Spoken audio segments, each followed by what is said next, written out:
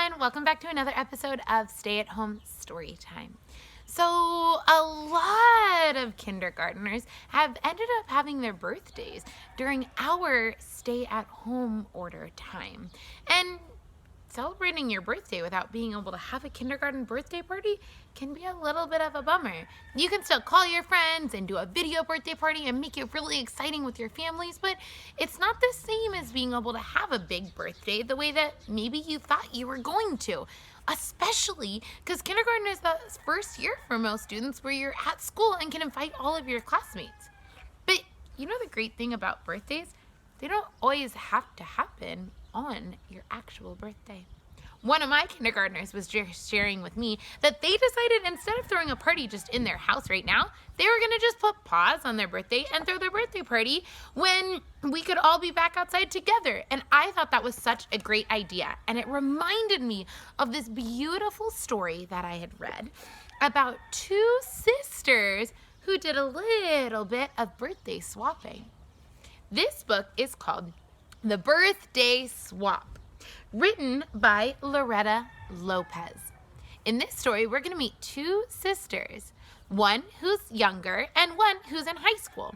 And we're going to find out what they did to end up swapping birthdays. Here we go. My name is Laurie. I'm the youngest one in my family.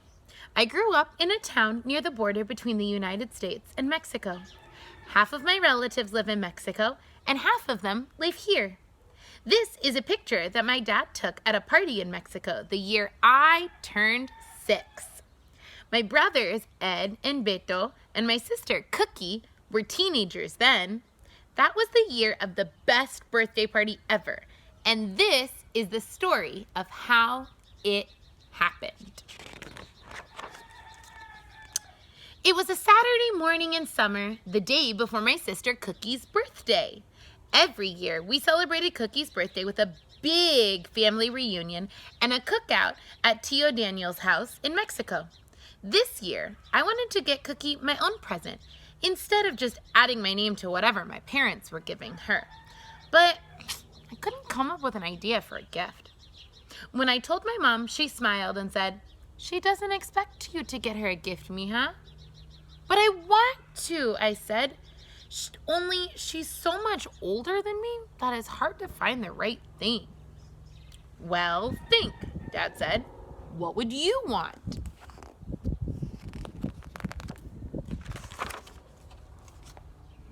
I thought about it. My birthday wasn't until December.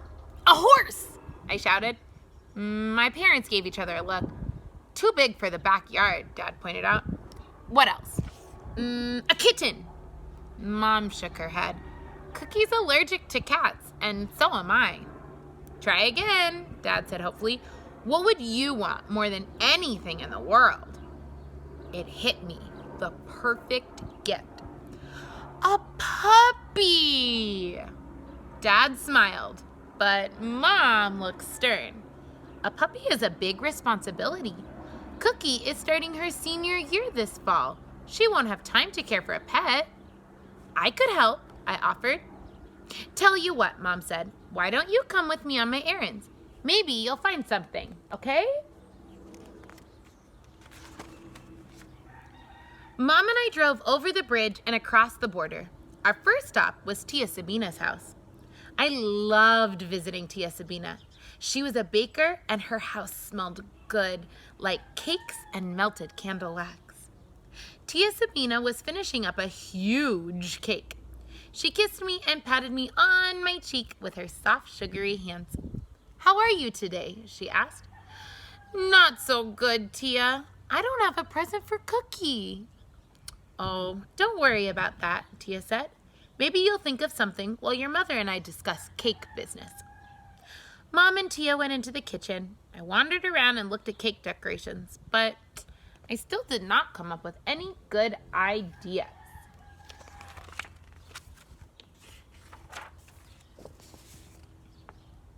Our next stop was the Mercado. The market in Mexico was totally different from the supermarket at home. For one thing, the Mercado was always noisy and crowded with shoppers and vendors and musicians. There was even a special section for live animals with chickens, ducks, parakeets, and even donkeys for sale. Mom headed straight for the fruit and vegetable stands. I saw a huge bin of shiny red tomatoes. Cookie loves tomatoes, I thought. I picked one up. Somehow, a tomato just wasn't special enough. What do you think? I asked a kitten at my feet. No, it meowed in a tiny voice.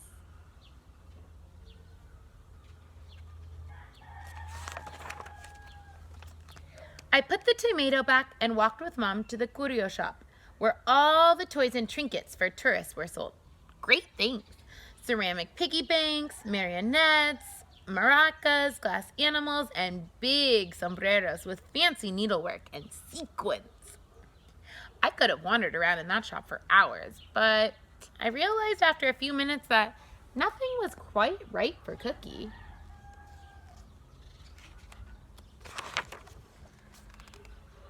On our way back to the car, we passed the pinatas.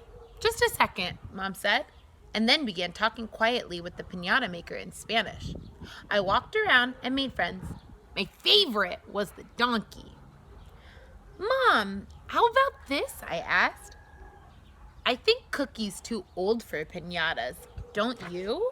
She said, taking my hand as we walked back to the car. Don't worry, it'll be okay.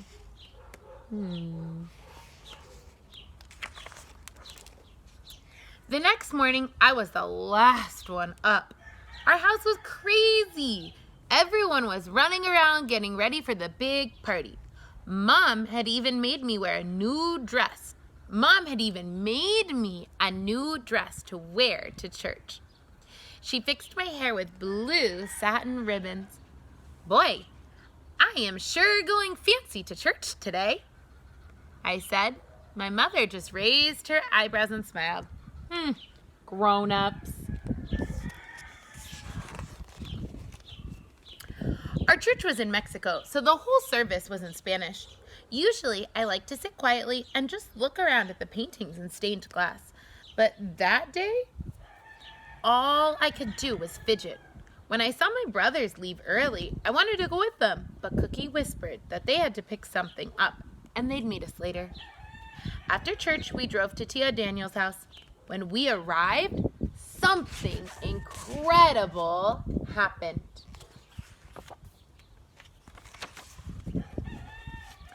Surprise! Happy birthday, Laurie! Feliz cumpleaños!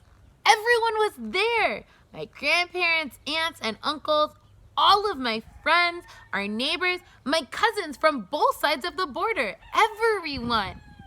But I said, it's not my birthday. Well, it's like this, Cookie said. Because my birthday is in the summer, I always get a big party. But since your birthday is in the winter when it's too cold, you never get one. So this year, I thought I'd swap with you. After all, I'm getting a little old for this. So, Cookie smiled, happy birthday! I was so surprised. I hugged my sister and ran to join the party. Aww. So her older sister has a birthday party in the summertime. And when you have a summer birthday, it's really easy to be able to throw a big outside party because the weather is usually nice and warm. But for people who have winter birthdays, like Laurie in this story, her birthday's in December, it's sometimes hard to have a big party because if it's raining outside, then maybe you can only fit a certain number of people in your house, or maybe people are busy with other holidays that are happening during that time. So sometimes you end up with a smaller party. And since Cookie was getting older and older, she decided it might be nice for Laurie to get to have a turn with a summer birthday. Wasn't that such a nice thing that her big sister did for her? Aww. What a day! We swam in Tio Daniel's pool, we played tag, and we ate. There was so much food, I can't even remember it all. In the center of the table was the beautiful cake that I'd seen at Tia Sabina's the day before, with 7 candles on it. 6 plus 1 for good luck. When it was time for the pinata, I got another surprise. It was a donkey! Everyone got 3 tries to hit it. I felt a little bad about that, but Mom said it was okay since all that candy made his stomach ache.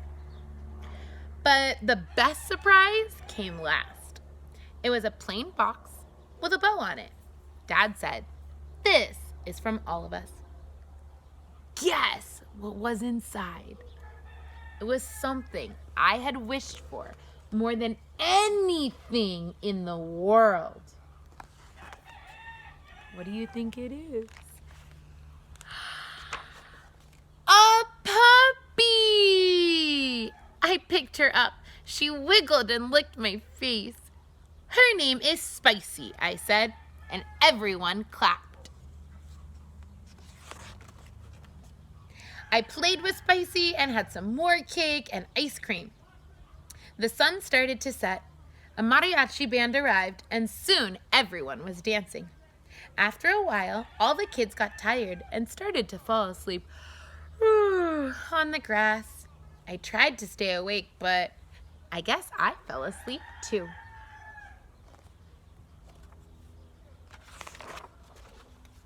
Cookie said the party got really loud. I didn't wake up though. Mom said that when it was over, Dad carried me to the car. The next thing I knew, I was home in bed.